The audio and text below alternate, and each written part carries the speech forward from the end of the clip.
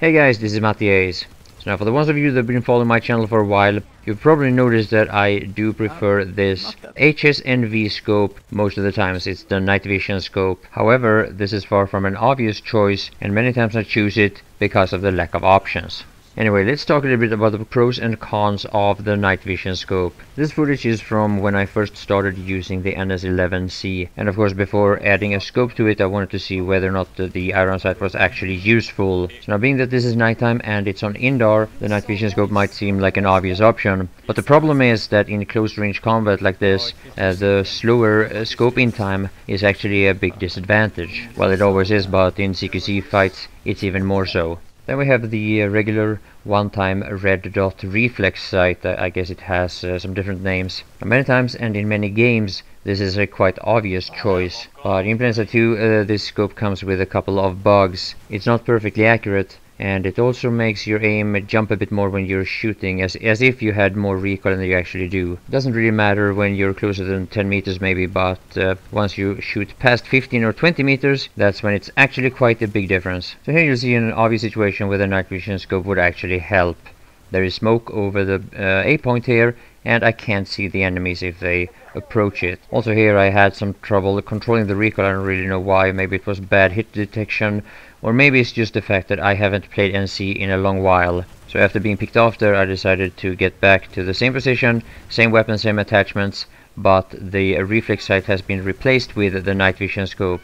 And even though there is no smoke here, I still feel like I'm doing better with the night vision scope, just because it keeps the gun more stable, and you don't get fooled to adjust to recoil that isn't really there. The weapon I'm using here is the Razer GD23 with forward grip, high velocity ammo, and the compensator, which is standard for my mid-range carbines on all factions. So now the main reason for choosing this scope is because of the clarity that you can see your enemies. Now a lot of people have balance issues with this scope, which is why as we had to nerf it a bit, adding a longer scoping time and also scope sway to it. So now there is an upcoming scope update, so to speak.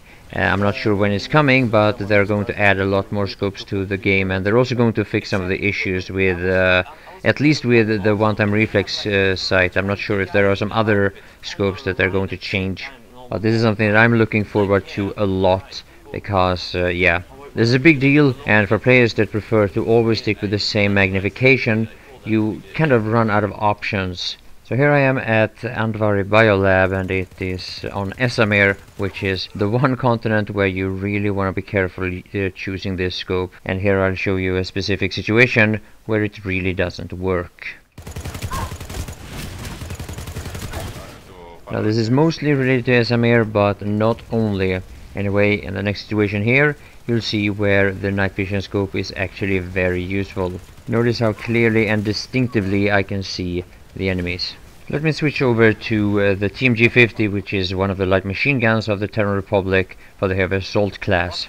I've been using it quite a bit lately. Now first off here, notice how I'm able to see a cloaked infiltrator, and originally that was what the night vision scope was for, being able to see infiltrator just as easily as any other classes, even while they were cloaked. This is of course one of the things that have changed. But the problem with the one-time reflex sight is actually quite more significant with some of the light machine guns than it is with the carbines, at least that's my experience. The Team G50 has a tendency to just jump in every direction, I think, when I'm using this scope.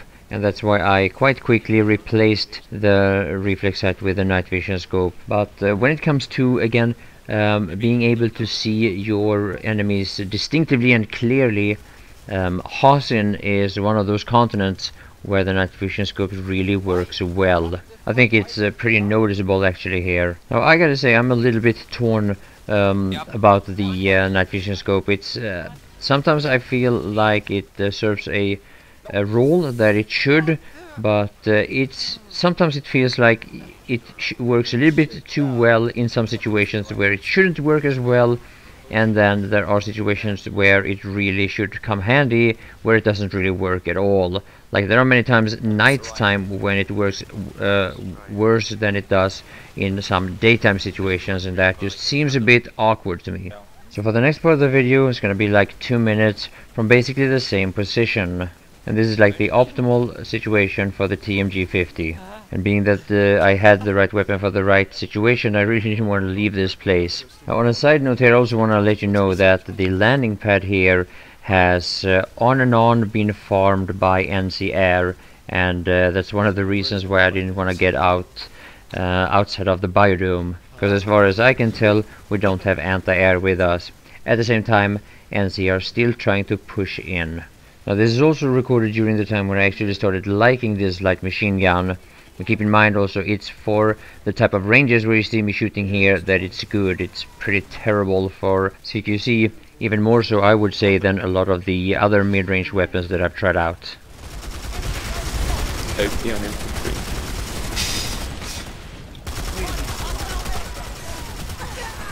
Enemy medic in the area.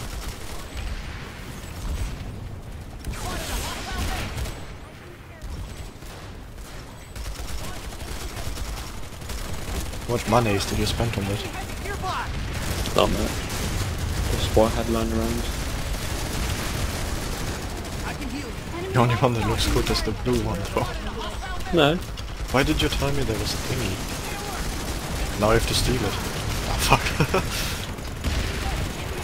He's in. So yeah, as you can see, even though I did kind of warn you about using the night vision scope on SMR, there are many situations where it does work, and this is even during daytime. You really do need to have graphics quality on high, otherwise, yeah, choose something else. And I really do think it's unfortunate when your gameplay is affected this way, depending on your system. Now, a lot of players being willing to pay extra money in order to experience the nice graphics that games like Planetside 2 has to offer, that is perfectly understandable, but visual disadvantages on low graphics that actually affects the gameplay, I really think that is something that SOE should fix. Now, the night vision scope is of course not the only thing. I'm also talking about thermal for vehicles and being able to see infiltrators when they are cloaked. So now last up here I'm going to show you a few kills with the same weapon, the same weapons attachment on the T5 AMC, and you'll have to judge yourself if you can tell, or if it bothers you the same way it does bother me a little bit, with the aim kind of jumping around and the scope and the red dot, which, well, it's actually kind of white-ish here, another well-known bug. But as you can see, if you control the weapon correctly, your burst fire and recoil compensation is correct, and the reflex sight works just fine. Anyway, I hope you enjoyed the video. Thank you all for watching, and bye for now. Yeah, we're being shot at. X-Berry. I can has drive? No, I now can has drive. Ja, så tänäkin tek muuta clever guy. No, drive me over. Jaha. Holy shit. What? Wreck.